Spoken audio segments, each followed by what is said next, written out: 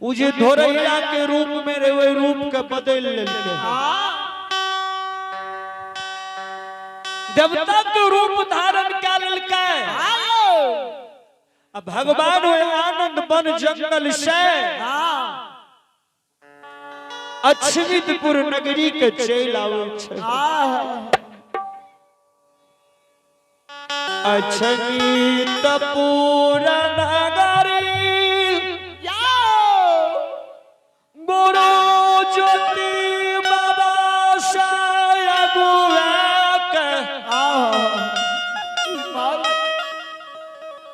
धर्मराज बाबा भैया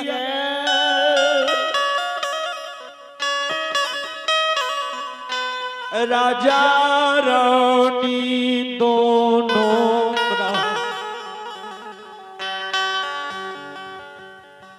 अपना भवन में सूतल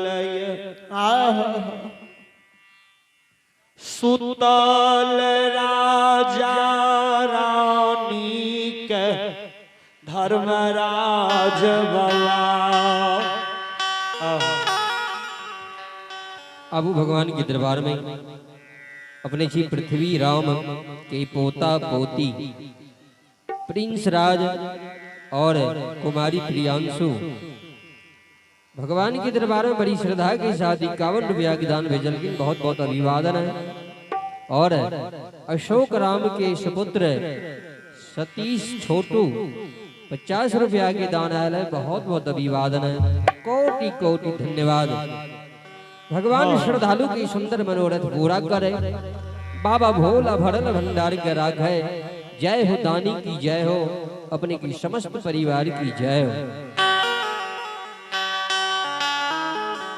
सुताल राजा रानी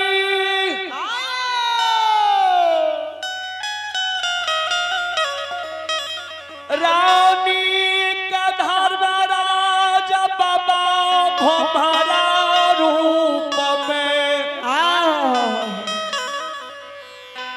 सपना दर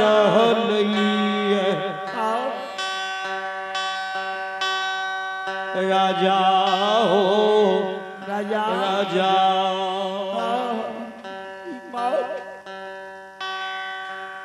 राजा हो आए तो हर दिन सुदीन अछमीत में भागल राजा आए तोरा दुआर तोहर गुरु गुरु बाबा आब रहल ये गुरु बाबा आब रहल ये हो राजा राजा जी तोहर दीन सुदीन छा गुरु के दीन बिगड़ल छ राजा आहो कोढ़िया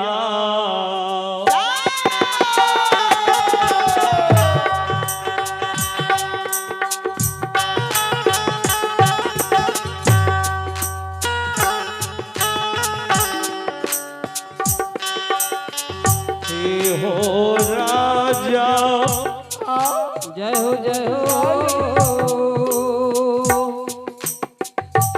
हो हो कोढ़िया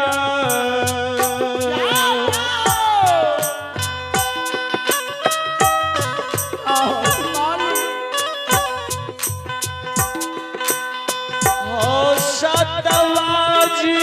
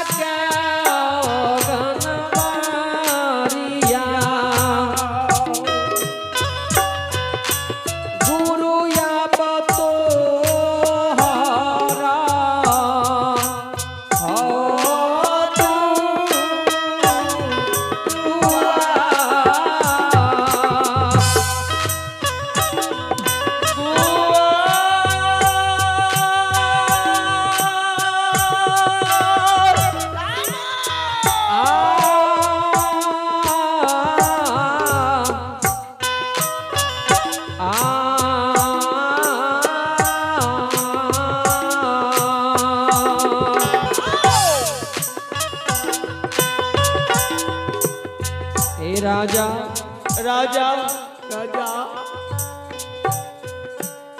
कोरिया शरीर लाख गुरु महाराज तोरा द्वार पर आब रहल कोरिया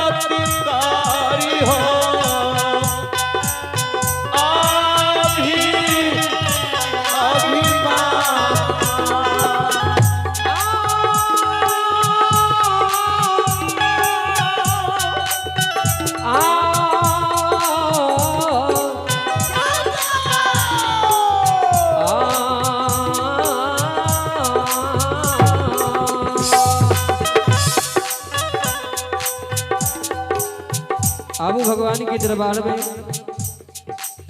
अपने जी महान दानी दाता श्री प्रकाश बाबा भगत जी के पोता पवन कुमार भारतीय रेलवे इंजीनियर के तरफ से बड़ा श्रद्धा के साथ 251 रुपया के दान आयल है। ग्राम अमृता महान दानी दाता की ओर से 251 रुपया के दान आयल है। बहुत बहुत अभिवादन है। जय हो दानी की जय हो, अपने के समस्त परिवार की जय हो। और सिकंदर ठाकुर के पोता बाबुल कुमार और प्रशांत कुमार 21 रुपया के दान आयल है। बहुत बहुत अभिवादन है। और चलितर ठाकुर के